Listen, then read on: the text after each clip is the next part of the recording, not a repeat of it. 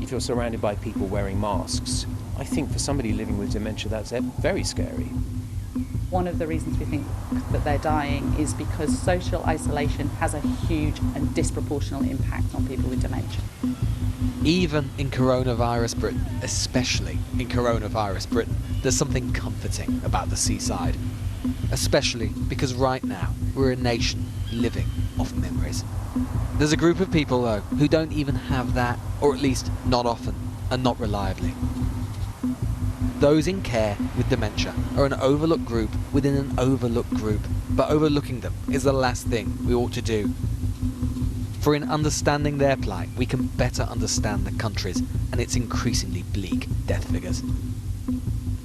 Of all the deaths in care home settings from COVID-19, 42.5% had Alzheimer's or dementia. There's been an overall increase in the number of dementia deaths in care homes in England, a massive 83% for the month of April. And perhaps that's because, as polling seen exclusively by this programme shows, 79% of all care home managers feel that the lockdown is having a negative effect on the physical health of their dementia residents. Measures and a lockdown that those people cannot understand. As one care home manager put it to me, this is a very lethal, slow motion car crash. A car crash about which almost nothing is being said.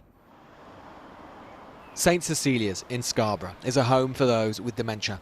But they can't do what the government says they should do to defeat the virus: confinement of their residents in rooms. It is all but impossible when dealing with dementia. And the ones who do wander, who need a bit more reassurance, but do understand to some degree, would be constantly helping them back to their rooms.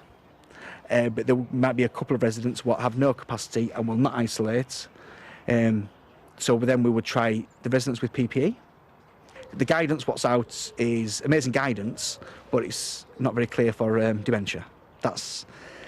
As in, it's not tailored or focused? No. It is this lack of a specific strategy for dementia sufferers, which charities say could be costing lives. One of the reasons we think that they're dying is because social isolation has a huge and disproportionate impact on people with dementia. Depression and dementia are very closely aligned, so actually we know people don't necessarily understand why their families have stopped visiting them.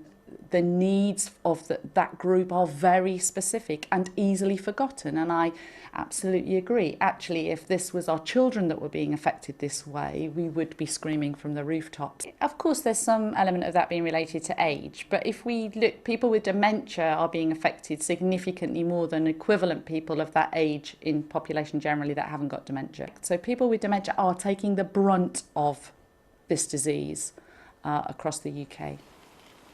For families, it's a new darkness in a nightmare they were already living. Trevor's wife, Yvonne, was diagnosed with Alzheimer's in her early 50s. Trevor hasn't seen her in 2.5 months. Her care home has lost 30% of its residents to COVID. The fundamentals of care I wasn't worried about. So the fundamentals of care are personal care: washing, dressing, toileting, feeding, medicating. I was never worried about those.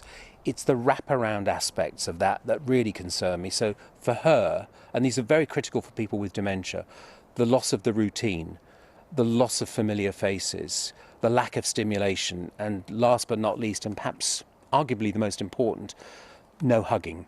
She has no comprehension, and I think that's why the sparkle went from her eyes.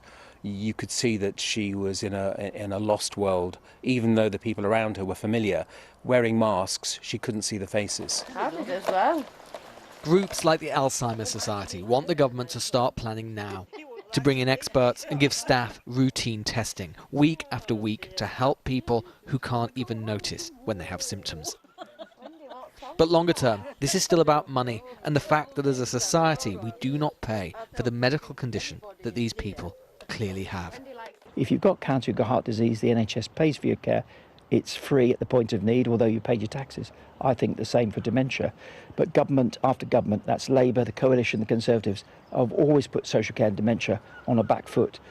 We pay lip service to it, but we don't actually deliver anything at the front line. If that funding had existed already, and therefore some of those people would probably have had more people to look after them, more carers to look after them, prevent them from going room to room, whatever, they'd be alive now, wouldn't they?